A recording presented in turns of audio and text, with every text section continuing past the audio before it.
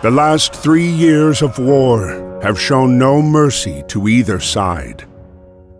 The bitter fighting continues across Europe over land, sea, and air, leaving behind mountains of casualties and many more broken souls. The United States till now had remained neutral, but the mounting economic pressure and the return of Germany to unrestricted submarine warfare finally awakes the sleeping giant. On April 6, 1917, the United States declares war on Germany. Within months of the declaration, the U.S. Army launched the first universal draft. And despite enduring segregation in their own country, over 360,000 African Americans enlist, eager to show their patriotism, in hopes of returning home as heroes. James is one of these men.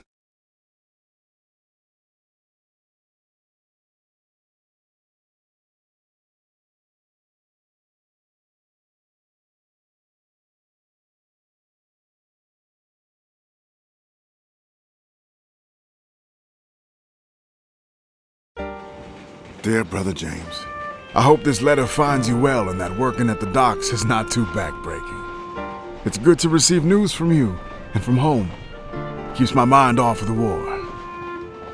We wallow in the trenches, in the mud among the rats and the dead bodies, afraid that if we stand tall, we might catch a bullet. But if you take anything from my letter, I want it to be this. Do whatever you can to stay away from this madness. You followed me everywhere when we were kids. But please, don't follow me here, James. There is nothing here but misery and death. Be safe and stay home. Freddie.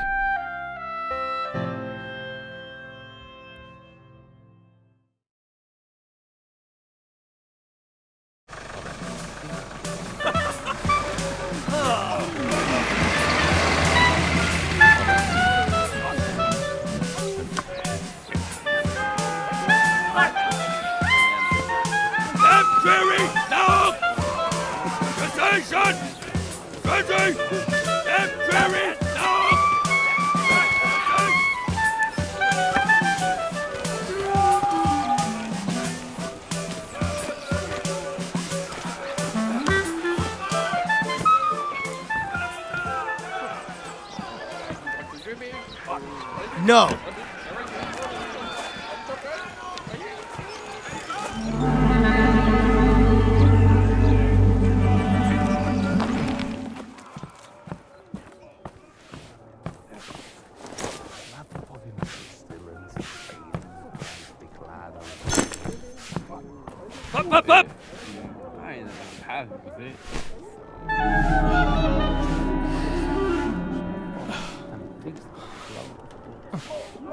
Up! Up!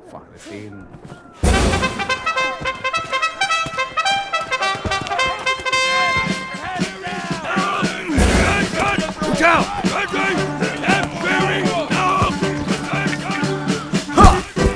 Look out!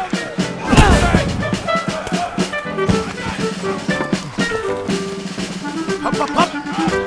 Go pour rotation! Hook! Look out!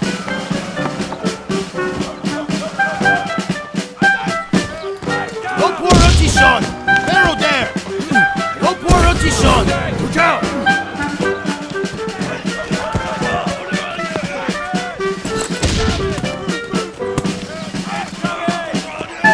Barrel there! Barrel there! Hook! Hop, hop, hop!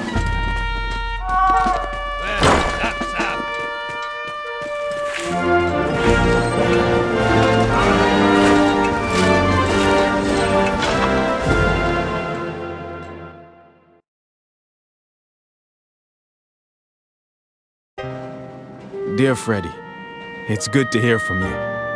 Sorry to disappoint, but it looks like I'm following you around again. I've already enlisted with the 15th New York National Guard Regiment, or the old 15th, as they call us. We're done with our training and on our way to the front. We'll sail from New York to France. We're on our way to help you win the war. But don't you worry about me. I can take care of myself just fine. Your little brother, James.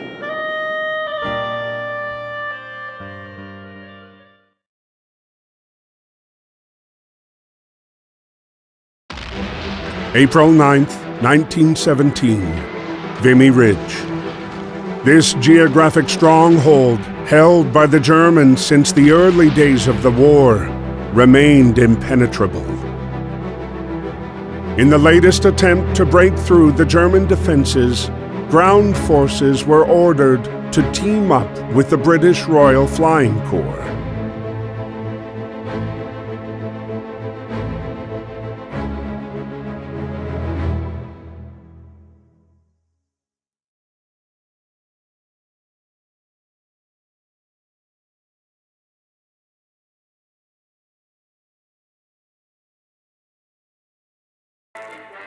Before launching the attack, the soldiers were given a moment to write to their loved ones.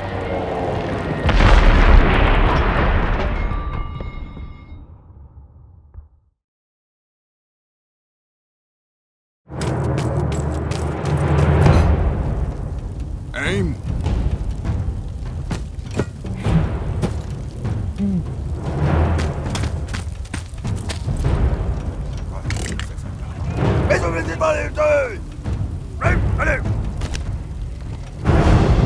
Interrupted by George's unconventional landing, Freddy soon learned that his unit was going to take part in the operation and be paired up with the peculiar British pilot, now grounded and without a plane to fly.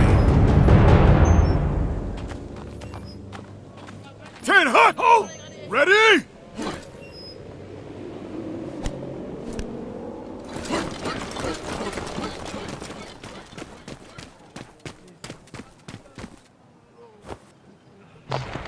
Archie!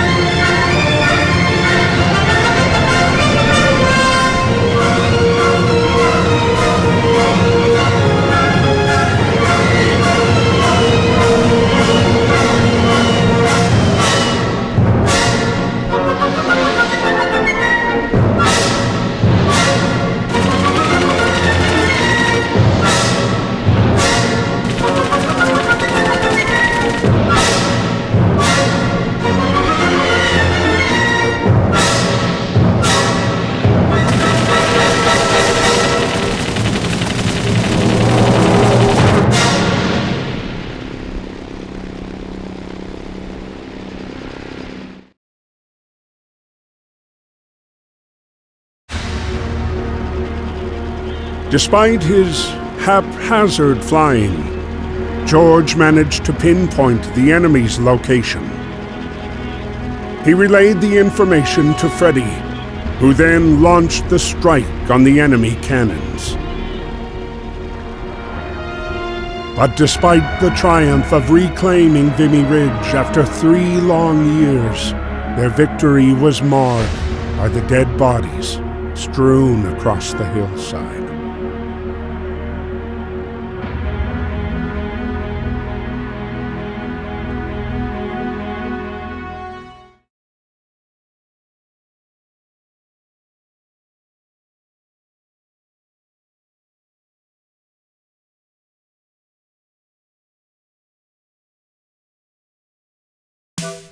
While Europe was torn apart by war, the U.S. had begun a massive mobilization in what many believed could permanently change the tide of the war.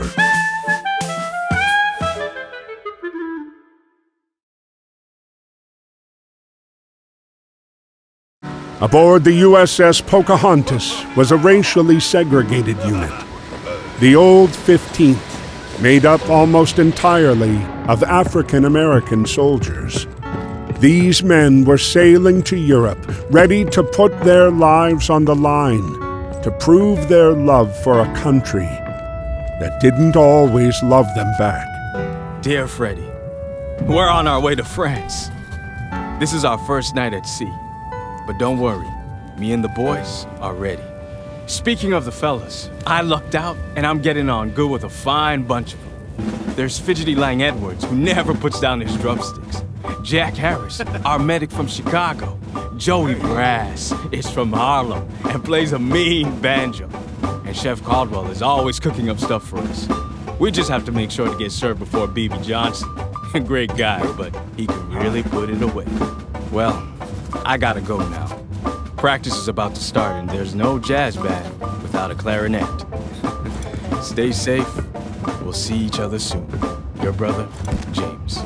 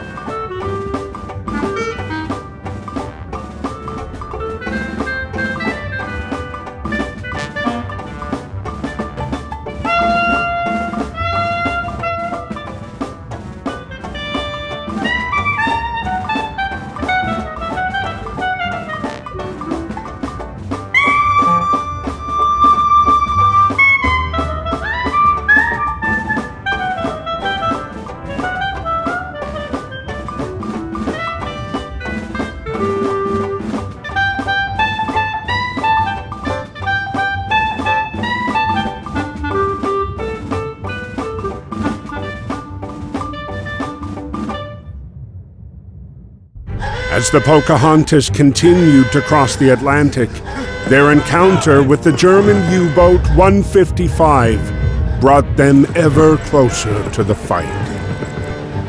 Entering the battlegrounds of the war, their ship was spotted by Ernst.